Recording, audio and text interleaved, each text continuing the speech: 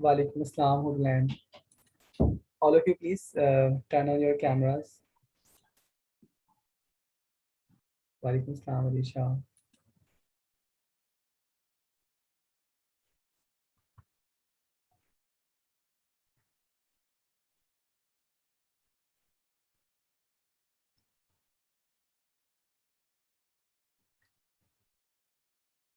How many total students were there in last class?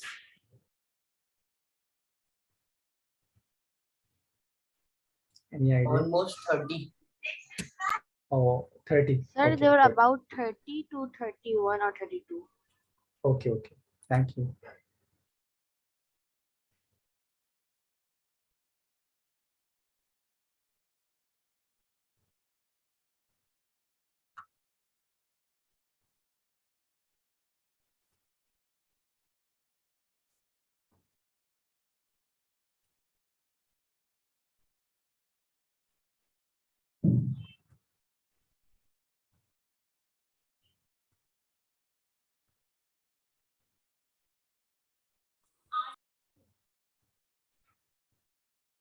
Arisha Tahreem. Okay, I'll make it present on Friday, 6th August, I think. Okay. Sometimes it happens. I take the screenshot and then I mark absent or present. Okay, Arisha Tahreem.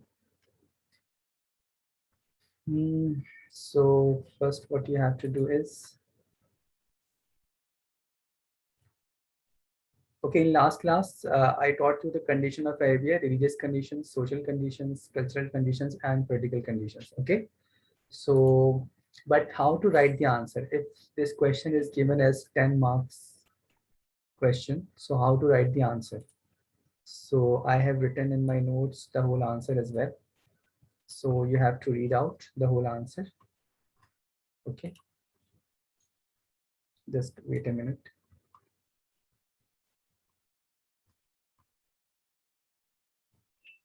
Miss, sir. Yes, beta. Sir Bashir, sir yes. Sir जो last year use हुए थे notes वही इस साल use होंगे आपके Yes. So grade sir 9 so to can I use my sister's notes? okay, okay. Yes, you can use.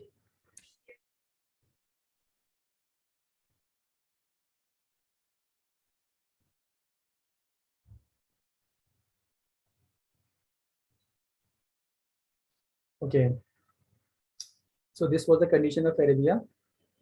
You studied in the points, race conditions, social conditions, cultural conditions, political conditions. So if this question is given like describe the condition of Arabia at the time of the birth of the Prophet peace upon him in 10 marks. So how to write the answer? So just please you have to read out the whole answer till here. Once you complete reading, then you have to raise your hand. Okay.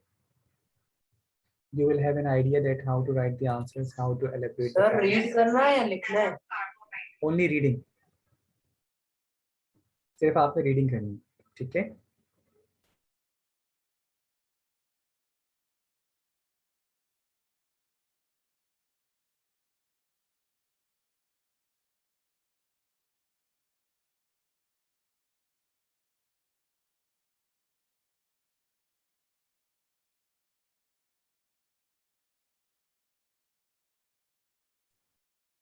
वालेकुम सलाम Danish.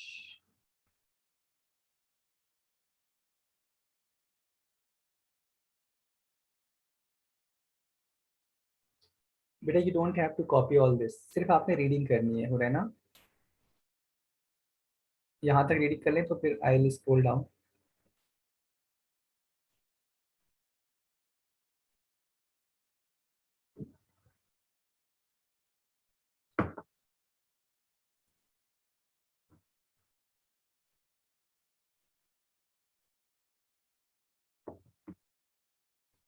मुसम्मिल you have just join, so आपने ये answer read करना है बेटा.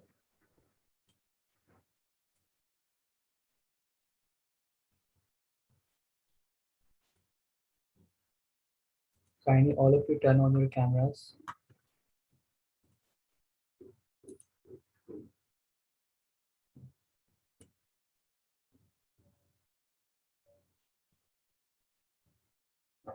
वालेकुम अस्सलाम.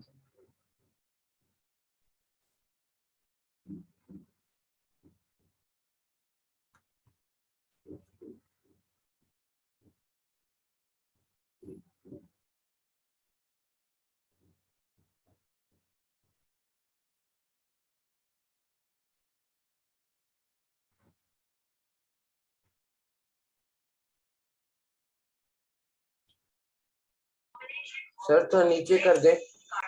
Okay okay.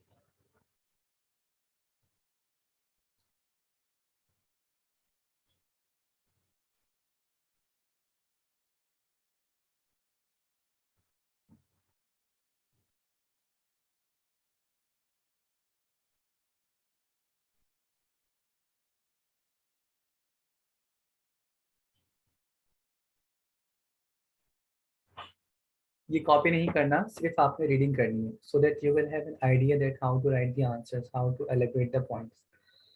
Last class पे आपको पॉइंट्स में बताया गया था. अब अगर ये आंसर फॉर्म करना पड़े तो कैसे आंसर फॉर्म करते हैं ये बताया जाएगा आपको. ठीक है.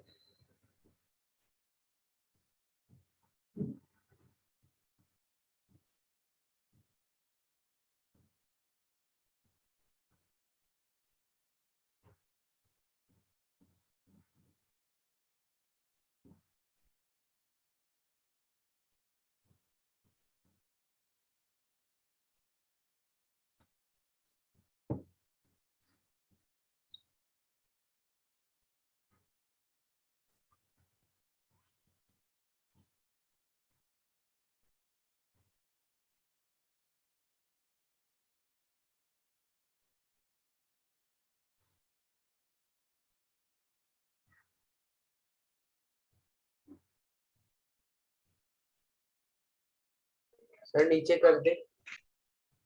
ओके.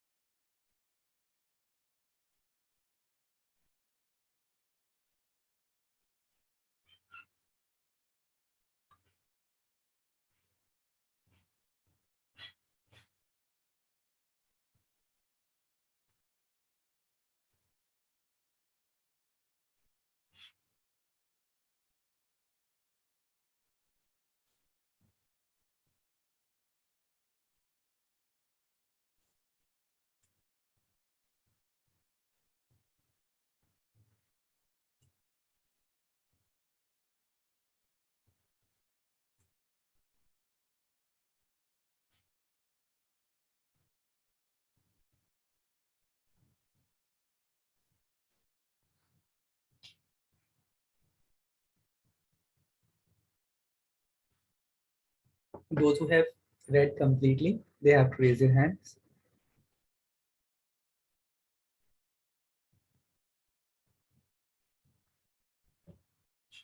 Okay.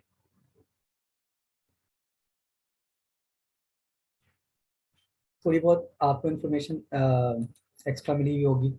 अच्छा मुझे बताएं कि ज्यूस किसको अल्लाह के बेटे कहते थे? Juice. Hazrat Isa. Hazrat Uzair. He was a prophet. और क्रिश्चियंस किसको सन ऑफ अल्लाह कहते थे? Hazrat ईसा। Isa. हाँ, कुरान करीम के आए थे वक़ालतिल यहूदु उज़ैर इब्नुल्लाह वक़ालतिन नसारा मसीह इब्नुल्लाह, कि ज्यूज हज़रत उज़ैर को अल्लाह का बेटा कहते थे और क्रिश्चियन हज़रत ईसा को अल्लाह का बेटा कहते थे। अच्छा, व्हाट इज सुपरस्टिशंस? ये वर्ड आया होगा शायद कहीं। Can anyone tell me? Sir, that means they used to believe in ghosts, jinns, and things like that, and they were like always thinking that bad luck or anything that happened was due to these things. Very good Alisha. Superstitions मतलब वहम, जैसे कि हम लोग यहाँ पे भी करते हैं कि अगर ब्लैक कलर की कैट अगर सामने से गुजर जाए तो मतलब दिन अच्छा नहीं गुजरेगा, या लोग कहते हैं कि क्रो अगर काएं काएं करे तो इसका मतलब गेस्ट आने वाले हैं, या हमारे लेफ्ट पाम में खारिश हो रही है इसका मतलब पैसे आने वाले हैं। लोगों की अपने अपने बिलीव्स हैं, तो वो भी कुछ इस तरह के उस पर बिलीव रखा करते थे। शराइन्स का मतलब है मज़ारात वगैरह पे जाया करते थे इस तरह से, right? Okay, so I hope, what is black magic? Black magic जादू वगैरह इस तरह से ना, किसी को तंग करना। अच्छा, ठीक है। I hope condition of Arabia is clear to everyone, how to write the answer, everything. Okay, next heading is ancestors. There is no need to write anything, just listen to me carefully. First let me explain and after that I will ask you to write down. Okay, so ancestors का मतलब है forefathers, ऊपर की तरफ, यानी उनके father ऊपर की तरफ, और descendant का मतलब है नीचे की तरफ, उनके बेटे इस तरह से, ठीक है। तो जैसे मुझे अपने परदादा का नाम नहीं पता, मोस्टली ज़्यादातर स्टूडेंट्स को नहीं पता होगा, या पता होगा तो उससे ऊपर किसी को नहीं पता होगा, लेकिन अल्लाह ताला ने हुज़ूर पाक सल्लल्लाहु अलैहि वसल्लम के, एक बार कह दो सल्लल्लाहु अलैहि वसल्लम, सारे फोर फादर्स के नाम महफूज कर दिए, ताकि कोई होली प्रॉफिट पर पॉइंट आउट ना कर सके कि इनका नसब सही नहीं था, इनका ख़ानदान सही नहीं था, राइट? देखो किस तरह से मोहम्मद सल्लल्लाहु अलैहि वसल्लम, उनके फादर कौन है? हज़रत अब्दुल्ला, मोहम्मद बिन अब्दुल्ला। आपको ये स्क्रीन नज़र आ रही है एंसेस्टर की, जो एरोज बने हुए यहाँ? Yes sir. Okay good. So Muhammad सल्लल्लाहु अलैहि वसल्लम के फादर कौन है? हज़रत अब्दुल्ला, मोहम्मद बिन अब्दुल्ला बिन अब्दुल मुत्तलिब बिन हाशिम बिन अब्द मनाफ बिन कुसै बिन किलाब बिन मुर्रा बिन काब बिन लुवै बिन गालिब बिन फहर बिन मालिक बिन किनाना बिन खुज़ैमा बिन मुदरिका बिन इलियास बिन मुज़िर बिन नज़र बिन माद बिन अदनान बिन नाबिद बिन इस्माइल बिन इब्राहिम अलैहिस्सलाम।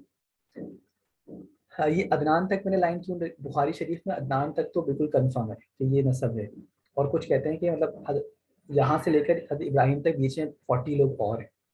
तो आपने ये सब याद नहीं करना, आपने क्या याद रखना है? देखो, हज़रत इब्राहिम अलैहिस्सलाम है 2 वाइफ्स, नंबर 1 हज़रत सारा, नंबर 2 हाजरा।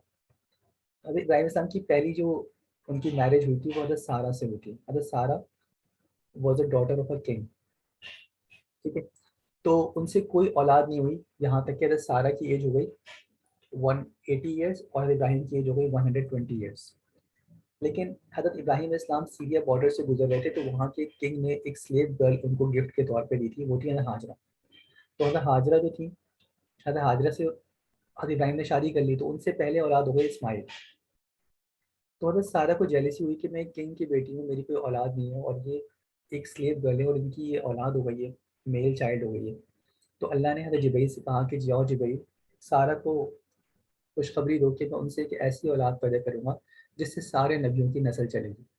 तो जब हज़रत जिब्रील अलैहिस्सलाम ने जाके हज़रत सारा को खुशखबरी दी, तो कुरान में आता है कि उन्होंने कहा कि क़ालत या वैलता आलिदु व अना अजूज़ुन व हाज़ा बाली शेख़ा इन्न हाज़ा लशैउन अजीब, क्या मेरी अब औलाद होगी कि मैं इतनी बूढ़ी हो चुकी हूँ 80 साल की, और ये इब्राहिम इतने बूढ़े हो चुके हैं 120 ईयर्स की, तो बहुत अजीब सी बात है। तो हज़रत जिब्रील ने कहा कि ये अल्लाह के लिए कोई मुश्किल नहीं। और फिर कौन पैदा हुए? हज़रत इसहाक़। और फिर सारे नबी इस लाइन से आए। हज़रत इसहाक़ के बेटे थे याकूब, वो भी नबी है, याकूब के बेटे थे यूसुफ, वो भी नबी। और ये जो एरोज हैं बीच में, इसका मतलब बीच में बहुत सारे प्रॉफिट्स हैं, हज़रत मूसा और हज़रत ईसा। अच्छा, ज्यूज अपने आप को बनी इजराइल कहते हैं। इजराइल ये हज़रत याकूब का टाइटल था, जिस हज़रत याकूब हिब्रू लैंग्वेज में इसका मतलब है नेक बंदा। तो ज्यूज कहते हैं कि हम हज़रत याकूब की औलाद है। मस्जिद अक्सा जहाँ पर है वहाँ पे हज़रत याकूब की कब्र है, और वहाँ पे वो ज्यूज किसी को जाने नहीं देते। जैसे हमारा ये बिलीफ है मुसलमानों का कि खाने काबा के कब्र पर पढ़ के आप जो भी दुआ मांगेंगे वो कबूल हो जाएगी, और आपके गुनाह माफ़ हो जाएंगे अगर आप हजर असवद को चुन लेंगे। तो ज्यूज का ये बिलीफ है कि हज़रत याकूब की कब्र पर रोने से वहाँ पे हमारे गुनाह माफ़ हो जाएंगे। तो ज्यूज अपने आप को बनी इजराइल इसीलिए कहते हैं, वो अपने आप को हज़रत याकूब की औलाद कहते हैं। तो बनी इजराइल के आखिरी नबी कौन थे? ईसा, और वो सेकंड लास्ट नबी थे। और इस लाइन से कोई नबी नहीं आया, सिर्फ इस्माइल नबी है और होली प्रॉफिट नबी है बस। तो अब आपको एंसेस्टर की हेडिंग में क्या याद रखना है कि हज़रत इस्माइल इस्लाम है 12 सन्स। हज़रत इस्माइल इस्लाम के 12 सन्स थे, उनमें से कोई एक बेटे सेटल हो गए अरब में, उनकी डिसेंडेंट में से, औलाद में से फहर आए। अभी कुछ लिखिएगा नहीं, just listen to me carefully, ठीक है। उनकी डिसेंडेंट में से फहर आए, जिनको सबसे पहले कुरैश का टाइटल मिला। क्यों मिला? फहर अरबिक में, अच्छा कुरैश अरबिक में उस बिग फिश को कहते हैं जो समंदर की जो छोटी फिश को खा जाती है। तो फहर ये ट्राइब इतना पावरफुल था कि ये सारे ट्राइब को खा गया था, मतलब सारे ट्राइब इसके दोस्त बन गए थे। इसी वजह से फहर का टाइटल हो गया कुरैश। फिर बाद में कुरैश स्टेटस सिंबल हो गया, यानी लोग जैसे हमारे लोग कहते हैं ना हम सैयद हैं, तो इस तरह वहाँ कहते थे लोग हम कुरैश हैं। फिर कुरैश के बहुत सारे ट्राइब्स हैं, ठीक है। फहर के डिसेंडेंट में से कुसई मशहूर हुए, इनके पास खाने काबा की चीज़ वगैरह थी। फिर कुसई के डिसेंडेंट में से बनु हाशिम हाशिम मशहूर हुए, और हुई प्रॉफिट की ज़बान का ताल्लुक कहाँ से था? बनु हाशिम से था। एक मिनट, आप ऐसा कीजिए, just you have to read out this and after that you have to write down the heading of ancestor in your notebook. पहले आप इसको रीड कर लें, अभी कुछ लिखिएगा नहीं, ये इसको रीड कर लें। रीड करने के बाद फिर मैं बताता हूँ आपको क्या लिखना है, ठीक है। Bashir kindly keep your hands down बेटा।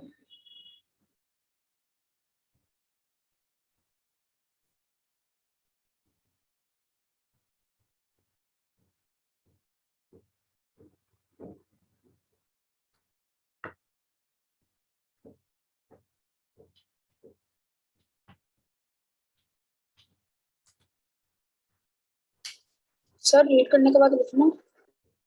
हाँ लिखना ये नहीं है, बताऊंगा अभी,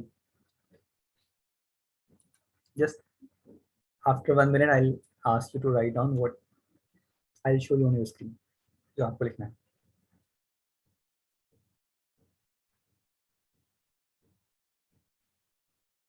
ओके, तो मुझे बताओ कि how many sons had Ismail had? 12 12 12। Okay, very good.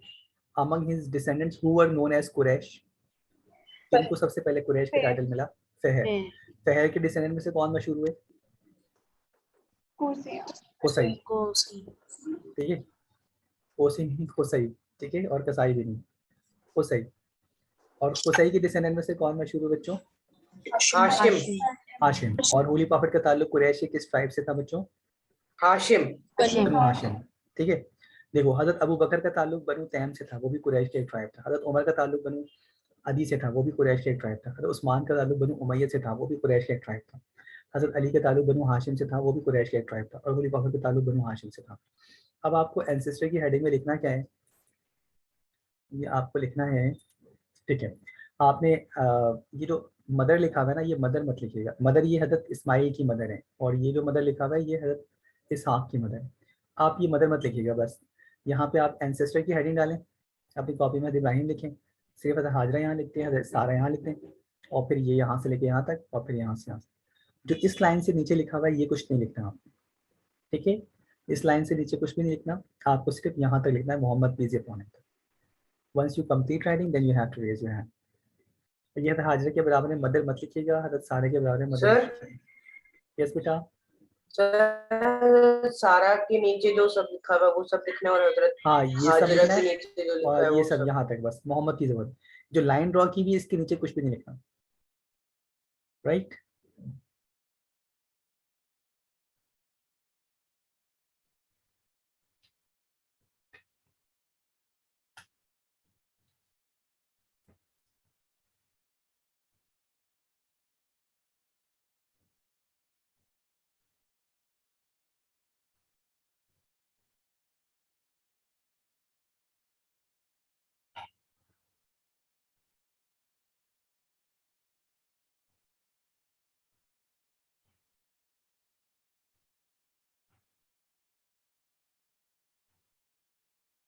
Okay, मैं जूम कर देता हूँ। Is it clear now?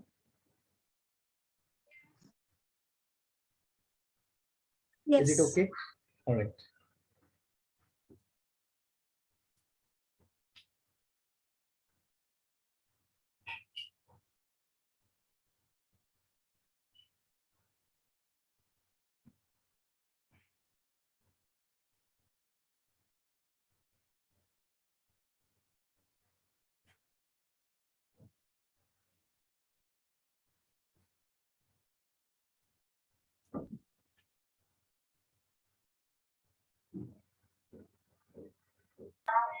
Sir ये हजरत इस्माइल के नीचे फिहर है। अरे इस्माइल के नीचे फहर है, फहर Quraish.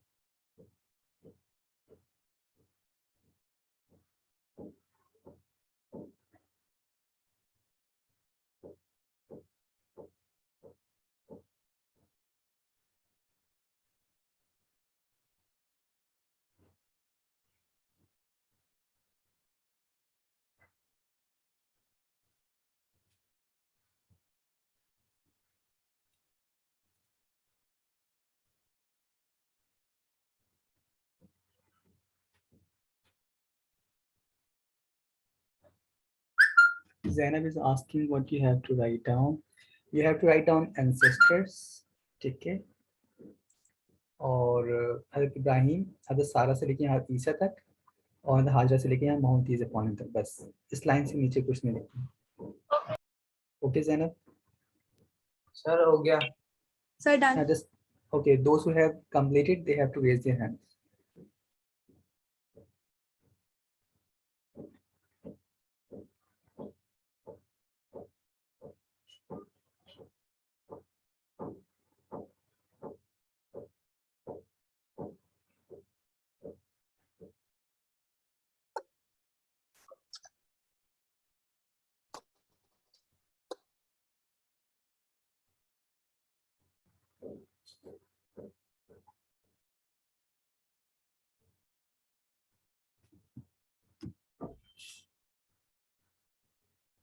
Come on, hurry up.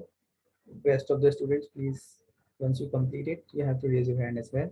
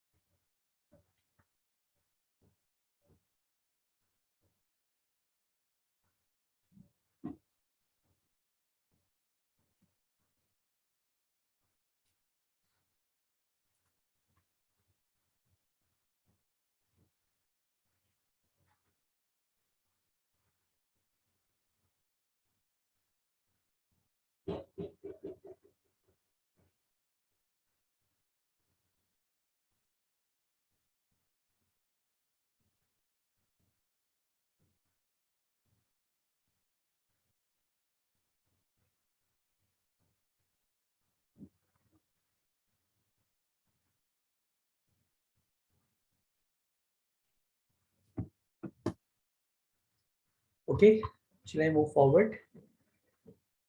Still many students are there who have not raised their hands.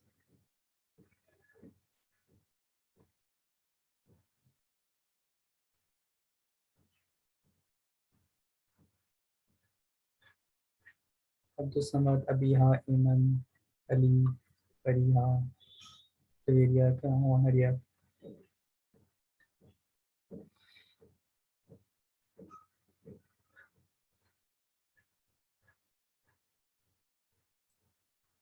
Okay.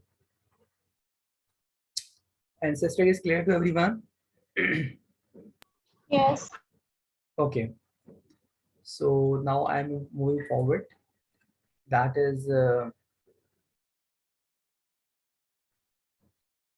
his grandfather, Hazrat Abdul Muttalib. Holy Prophet peace upon him, के grandfather Hazrat Abdul Muttalib थे. All of you, please keep your hands down. three incidents are very famous regarding the Holy Prophet's grandfather, Hazrat Abdul Muttalib. Number one is the restoration of the fountain of Zamzam, कि उन्होंने जमजम के well को दोबारा से वो किया, बहाल किया, and the dialogue with Abraha से बात की और upbringing of the Prophet peace upon और Holy Prophet की परवरिश की 2 साल तक. As far as the restoration of the fountain of Zamzam is concerned, story ये है कि देखो हज़रत इब्राहीम अलैहिस्सलाम जब हज़रत सारा के यहाँ हज़रत इसहाक की पैदाइश हुई तो अब घर में 2 बच्चे हो गए, न्यू बॉर्न बेबीज, तो घर में शोर शराबा ज़्यादा हो गया। तो हज़रत सारा चूँकि किंग की बेटी थी तो उन्होंने हज़रत इब्राहीम से कहा कि इस्माइल और हाजरा को कहीं और शिफ्ट करें, ये हमारे घर पे नहीं रहेंगे। तो अल्लाह ताला ने हुक्म दिया इब्राहीम को कि इनको मक्का के बैरन लैंड में छोड़ दो। मक्का बिल्कुल बंजर ज़मीन, वहाँ पे कुछ भी नहीं था, ना वहाँ लोग थे, कुछ भी नहीं था। तो हज़रत इब्राहीम इस्लाम हज़रत हाजरा और इस्माइल को छोड़कर जाने लगे। तो हाजरा ने पूछा कि क्या आप हमें ऐसी जगह छोड़कर जा रहे हैं जहाँ कुछ पानी नहीं है, कुछ रहने, कुछ खाने का नहीं है, कुछ पीने का नहीं है, हम यहाँ जिंदा कैसे रहेंगे? तो अल्लाह ने इब्राहीम से बोलने के लिए मना किया था। तो इब्राहीम इस्लाम ने ही पॉइंटेड टुवर्ड्स द हेवन, आसमान की तरफ इशारा किया। तो हाजरा समझ गई कि ये अल्लाह का हुक्म है, तो उन्होंने कहा कि ठीक है आप चले जाएँ, फिर अल्लाह हमें ज़ाया नहीं करेगा। और वो बहुत फेमस किस्सा है, जो मशहूर किस्सा है, जो आपको पता होगा कि हज़रत इस्माइल वाज थर्स्टी, हज़रत हाजरा वाज रनिंग फ्रॉम सफ़ा टू मरवा फॉर सर्चिंग द वाटर। तो अब जब हज़रत इस्माइल इस्लाम प्यास से रोने लगे तो हज़रत हाजरा जो थी वो सफ़ा मरवा जो पहाड़ियाँ थी वहाँ पे वो पानी की तलाश में चक्कर लगा रही थी। तो Allah like this act very much that he made it the part of Hajj and Umrah forever. Allah Taala को हज़रत हाजरा का वो दौड़ना इतना पसंद आया कि अल्लाह ने उसको क़यामत तक के लिए हज और उम्रे का हिस्सा बना दिया। अब किसी का हज उम्रा होगा ही नहीं जब तक कि वो सफ़ा मरवा के साथ चक्कर ना लगाए। ठीक है, उसको तो छोड़ें, बीच में एक जगह थी, वहाँ पे पहुँच के हज़रत हाजरा को और इस्माइल नज़र नहीं आ रहे थे, तो वो भागी थी कि मेरे बच्चे को कोई जानवर खा ना ले। तो अल्लाह ने उस भागने को भी महफूज कर दिया कि वहाँ पे ग्रीन लाइट्स हैं, वहाँ मर्दों को तेज़ भागना होता है और औरतों को तेज़ चलना होता है। खैर, बज़ाहिर तो हज़रत इस्माइल ने अपने पाँव की जो हील थी, एड़ी, उसको रब किया तो उससे पानी निकला, लेकिन असल में हज़रत जिब्रील ने आके अपना पर मारा था और उससे पानी बहुत तेज़ी से निकलना शुरू हो गया। हज़रत हाजरा भागती भी आई पहाड़ पे से और मट्टी से उसको रोक कर कहा ज़मज़म ज़मज़म। ज़मज़म का मतलब है स्टॉप स्टॉप, रुक जा रुक जा। अगर वो ये वर्ड ना कहती तो पानी इतनी तेज़ी से निकल रहा था कि water would have spread all over the world, कि वो पूरी दुनिया उसमें बह जाती। तो जब ज़मज़म जब कहा तो वो रुक गया और फिर उसके बाद से उसका नाम ज़मज़म हो गया। जब पानी आ गया तो उसको देख के बर्ड्स आ गए, जब बर्ड्स आ गए तो जो भी वहाँ से लोग गुजर रहे होते थे वहाँ पे वो रहना शुरू कर देते थे। इस तरह मक्का आबाद हो गया, क्योंकि असल मसला पानी का होता था, जहाँ पानी होता था वहीं पे लोग रहते थे। तो अब जब हर तरह के लोग वहाँ रहने लगे तो प्रॉब्लम्स बहुत ज़्यादा हो गई। जैसे कराची मेट्रोपॉलिटन सिटी है, यहाँ पे हर तरह के लोग रहते हैं, तो गार्बेज का प्रॉब्लम है, इलेक्ट्रिसिटी का प्रॉब्लम है, वाटर का प्रॉब्लम है, ट्रैफिक का प्रॉब्लम है, कितनी प्रॉब्लम्स हैं। तो जब मक्का में हर तरह के ट्राइब्स रहने लगे तो वहाँ पे एक ट्राइब था जो बहुत चोरियाँ करता था, लोगों को तंग करता था। तो सारे ट्राइब ने मिलकर उसका बॉयकॉट कर दिया और उसको वहाँ से निकाल, कहा कि भाई ये निकलेंगे यहाँ से, ये जाएंगे। तो वो लोग जाते वक्त रात को छुप कर उन्होंने कहा कि ठीक है, अगर हम यहाँ पे जमजम का वेल पानी यूज़ नहीं कर सकेंगे तो ये भी यूज़ नहीं करेंगे। उन्होंने गुस्से में आके उस पर कचरा मट्टी वट्टी डाल के उसको बंद करके वो लोग रात को चले गए। उस दिन के बाद से जमजम का वेल मिसप्लेस हो गया। अब जो भी लोग मक्का में पैदा होते थे या बड़े होते थे उनको ये तो पता था कि जमजम का वेल मक्का में है, उनके बड़ों ने बताया हुआ था, लेकिन ये नहीं पता था कि कहाँ पर है। जब दादा हजरत अब्दुल मुत्तलिब का टाइम आया तो उनको भी ये पता था कि जमजम का वेल मक्का में है, लेकिन ये नहीं पता था कि कहाँ पर है। तो उन्होंने कसम खाई कि अगर अल्लाह ने मुझे जमजम का वेल मुझे मिल गया और बाद में मुझे 10 बेटे दिए तो मैं एक बेटे को अल्लाह के रास्ते में स्लॉटर करूँगा, कुर्बान करूँगा। और उस वक्त अल्लाह से मोहब्बत के इजहार का यही तरीका था। तो उनको 3 दिन तक ख्वाब आया कि ब्लड और जो गाय की जो गंदगी होती है, गोबर, उसके दरमियान खुदाई करो। तो उनकी समझ में नहीं आ रहा था किस तरह का ये ड्रीम है। एक दिन वो खाने काबा के साथ बैठे हुए थे तो कुछ लोगों ने एक गाँव को स्लॉटर किया, ज़िबा किया, वो आधी ज़िबा हुई और फिर वहाँ से उठ के वो भागी। सब लोग उसके पीछे भागे और दूसरी जगह जाके इसको कम्प्लीटली स्लॉटर कर दिया। तो जहाँ वो पहले उसको हाफ स्लॉटर किया था वहाँ पे ब्लड था और जहाँ पे कंप्लीट स्लॉटर किया था वहाँ पे ब्लड के साथ साथ गाय की गंदगी भी थी, और बीच में एक क्रो था, उस पर वाइट स्पॉट थे, वो इस तरह बीक मार रहा था ज़मीन पे, चोंच मार रहा था। तो फौरन जो दादा थे हज़रत अब्दुल मुत्तलिब, उनका जहन अपने ख्वाब की तरफ गया। तो उसके बाद लोगों से कहा कि यहाँ पे खुदाई करो, तो खुदाई की गई, तो वहाँ से जमजम का वेल निकल आया। उस दिन के बाद से अब क़यामत तक जमजम का वेल जो है वो मिसप्लेस नहीं हुआ। तो मुझे बताओ, restoration of the fountain of Zamzam का क्रेडिट किसको जाता है?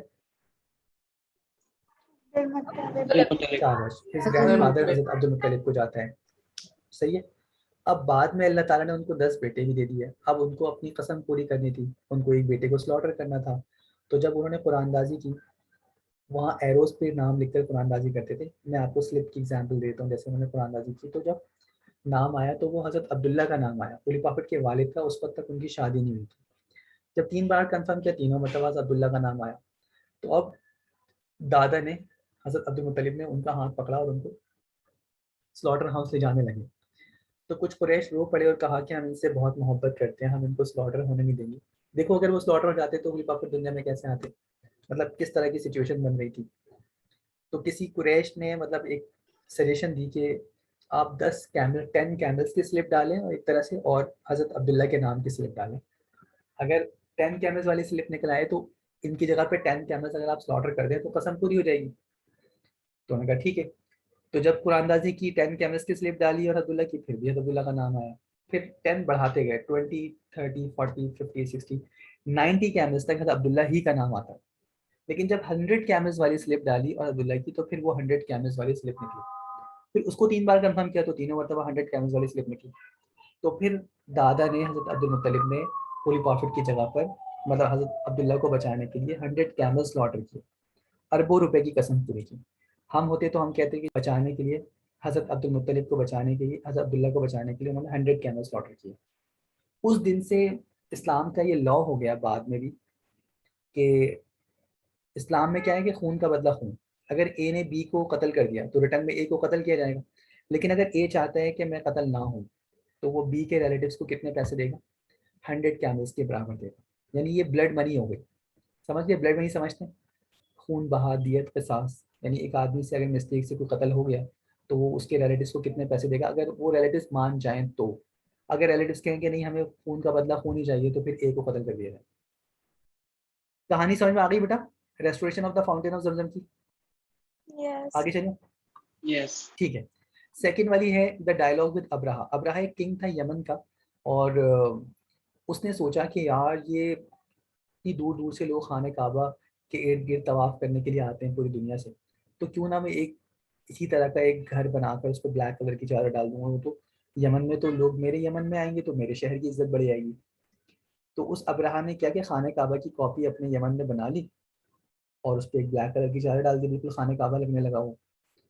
तो वहां से एक मक्का का एक बंदा गुजर रहा था, उसने कहा यार ये क्या, ये तो क्रिश्चियन है, और खाने काबा तो एक ही जगह है अल्लाह का घर, वो तो किसी मुसलमान को भी अलाउ नहीं कि वो कहीं पे रखे बनाए, और ये तो क्रिश्चियन है और इसने ये खाने काबा बनाया हुआ है, मतलब इस तरह से।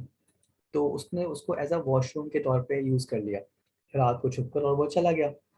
सुबह अब्राहा को बताया गया, अब्राहा ने कहा कि भाई मेरे काबा की किसने बेइज्जती की इस तरह से। तो उसको बताया गया कि मक्का का कोई बंदा आया था। तो उसको गुस्सा आया, उसने 63 तकरीबन एलिफेंट्स लिए, पूरी आर्मी ली।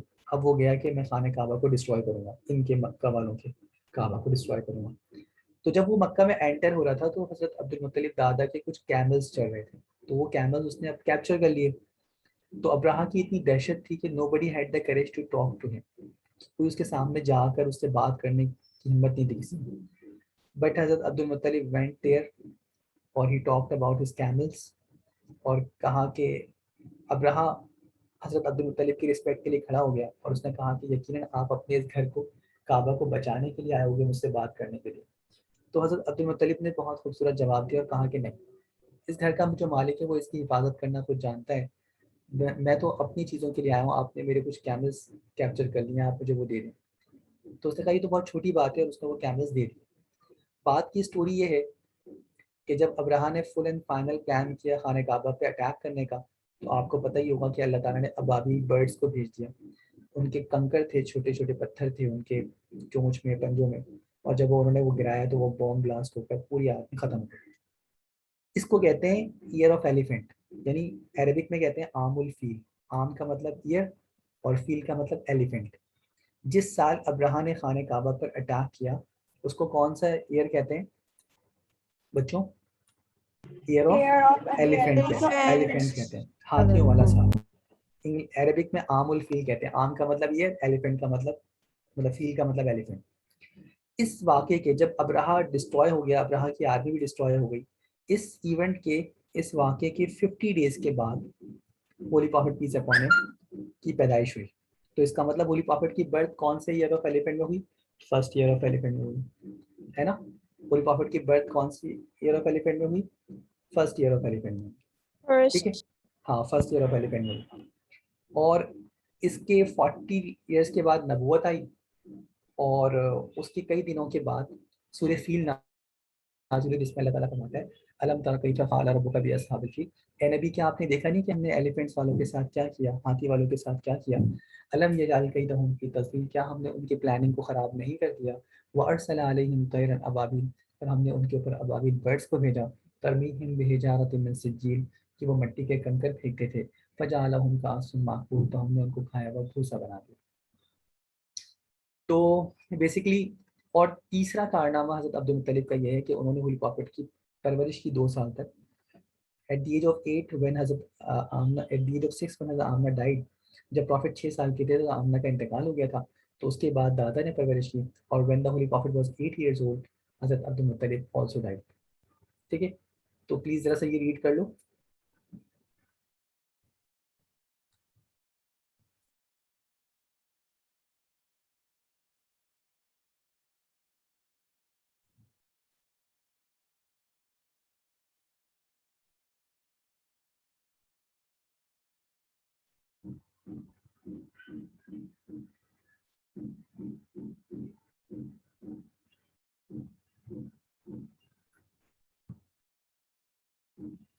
ठीक है, Muzammil, what Muzammil is saying, sir मैंने इस तरह के इंडेक्स, एक इंडेक्स बनाया हुआ है, इज इट इनफ?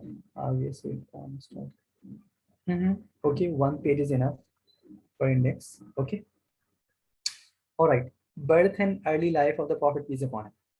पूरी प्रॉफिट पीस अपॉन हिम की लाइफ को अगर हम 2 हिस्सों में डिवाइड करें, देखो, प्रॉफिट की जो टोटल एज थी ना, दैट वाज 63, राइट। प्रॉफिट की जो टोटल एज थी वो 63 थी। अच्छा, मक्का में कितनी स्पेंड की प्रॉफिट ने? How many years he spend in Mecca? 53 years. 53 okay, and how many years he spend in Medina? 10। तो 53 और 10 कितने हो गए? 63 हो गए। लेकिन अगर हम उसको 2 हिस्सों में डिवाइड कर दें, 53 को भी 2 हिस्सों में डिवाइड कर दें, तो क्या है, बिफोर प्रॉफिटहुड वो कितनी हुई? 40 उन्होंने मक्का में गुजारी, और आफ्टर प्रॉफिटहुड 13। तो 40 और 13 कितने हो गए बच्चों? 53 राइट। तो प्रॉफिट पीस अपॉन हिम की टोटल एज है 63, मक्का में गुजरी 53, मदीना में लास्ट 10। और मक्का वाली को अगर 2 हिस्सों में डिवाइड करें तो बिफोर प्रॉफिटहुड 40 और आफ्टर प्रॉफिटहुड 13। अगर हम बात करते हैं कि Muhammad peace upon was born on 22 April 578। Yes बेटा दानिश। सर, लेकिन 40 और 13 तो 53 हुआ ना। हाँ, तो 53 तो बोल, तो सर टोटल तो 63 है ना। तो मदीना की भी तो लास्ट 10 है ना, मदीना की काउंट नहीं करोगे? Sir okay, Muhammad peace upon was born on 22 April 570 AD. अच्छा, एडी जो है एब्रिविएशन ऑफ एनाडोमी। एनाडोमी का मतलब है कि जब हज़रत ईसा अलैहिस्सलाम आसमान पे उठाए गए, हज़रत ईसा से पहले बीसी चलती थी, बिफोर क्राइस्ट। और हज़रत ईसा जब आसमान पे उठे तो उसके बाद से एडी डेट स्टार्ट हो गई। तो हज़रत ईसा के आसमान पे उठाए जाने के 570 ईयर्स के बाद होली प्रॉफिट की बर्थ हुई। अभी हज़रत ईसा को आसमान पे गए हुए कितने साल हो गए? Can anyone tell me? 2020 years, मतलब 21st ईयर चल रहा है। मतलब ईसा को ये एडी तो डेट चल रही है, जैन फेब मार्च अप्रैल वाली एडी डेट है ना। अभी सिर्फ 2 ही डेट चलती हैं। एक इस्लामी डेट है जो आज 1 मुहर्रम है, यानी कि 1443 स्टार्ट हो गई है, वो माइग्रेशन टू मदीना से, यानी जब हुई प्रॉफिट ने सर माइग्रेट किया मक्का से मदीना, 2021 ईयर्स हो गए। हाँ, यानी हज़रत ईसा को आसमान पर गए हुए 2021 ईयर्स हो। ठीक है, तो ये एडी डेट है, और इस्लामी हिसाब से 12 रबीउल अव्वल। अच्छा, कुछ कहते हैं कि 9th रबी अव्वल को प्रॉफिट की बर्थ हुई है, कुछ कहते हैं 11th को, कुछ कहते हैं 12th को, लेकिन सही मतलब मशहूर ये है कि 12th रबी अव्वल को हुई है बर्थ, लेकिन डेथ सबके नजदीक कंफर्म है 12th रबी अव्वल ही को हुई है। तो ये कुछ तरीका नहीं सिखाया, ठीक है। और first year of elephant Monday morning, ठीक है। तो एक तरह से हाँ मंडे मॉर्निंग को ये आप जल्दी से अपनी कॉपीज के अंदर ये ठीक है हेडिंग डालें, birth and early life of the profit, और ये लिख लें बस।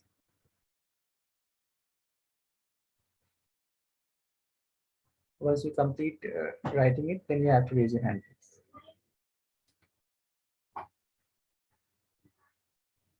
You have 3 minutes, and in 3 minutes you have to complete it.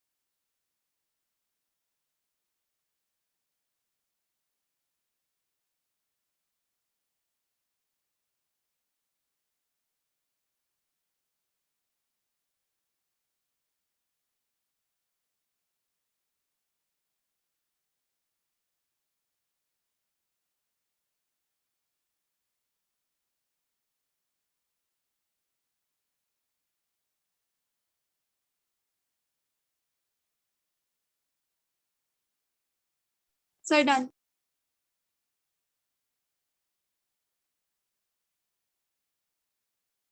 Okay.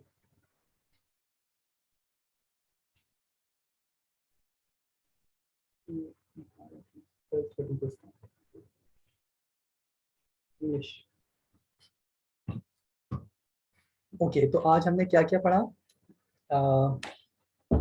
Ancestor पढ़ा, राइट? तो कैन एनीवन टेल मी कि how many sons of Ismail had? जल्दी से रिवाइज कर लेते हैं, एक दिन बाकी है। 12, वेरी गुड सर। हाँ, ये अपलोड हो जाएगी इंशाल्लाह। Do you have to copy anything before this and after ancestor? बस यही कॉपी करना था आखिरी, ठीक है उस्मान? Alright, 12 sons. सबसे पहले कुरैश का टाइटल किसको मिला? फहर को। फहर के डिसेंडेंट से कौन फेमस हुए? उसई उसई की डिसेंडेंट से कौन मशहूर हुए? हाशिम हाशिम। और होली प्रॉफिट का ताल्लुक कुरैश के किस ट्राइब से था बच्चों? हाशिम बनी हाशिम से। Very good, excellent. प्रॉफिट की टोटल एज कितनी है? 63 मक्का में कितनी गुजरी? 53 मदीना में कितनी गुजरी? 10 10, ठीक है। और मक्का में बिफोर प्रॉफिटहुड कितनी गुजरी? 40 और आफ्टर प्रॉफिटहुड? 13 वेरी गुड, शाबाश। और प्रॉफिट की बर्थ है वो कौन सी एडी में हुई? 22nd 570 570। और इस्लामी डेट कौन सी है फेमस? 12 रबी और कौन से ईयर ऑफ एलिफेंट में हुई? फर्स्ट ईयर दिन कौन सा था? Monday. मंडे मॉर्निंग हजरत 22nd अब्दुल अप्रैल मुत्तलिब से रिलेटेड कौन सी तीन चीजें बहुत मशहूर है? Monday morning. हजरत अब्दुल मुत्तलिब से रिलेटेड कौन सी चीजें मशहूर है? Fountain of Zamzam, very good. Dialogue with Abraham, और आप bring out the prophet with Abraham. Okay, चलो फिर एंड करते हैं। सी यू इंशाल्लाह ऑन थर्सडे। सर मैंने मंडे कहा था। क्या कहा था? मंडे। हाँ हाँ, ठीक है, गुड, वेरी गुड। ठीक है बच्चों, ओके, अल्लाह हाफिज। अल्लाह हाफिज सर। अल्लाह हाफिज। अल्लाह हाफिज सर अल्लाह हाफिज।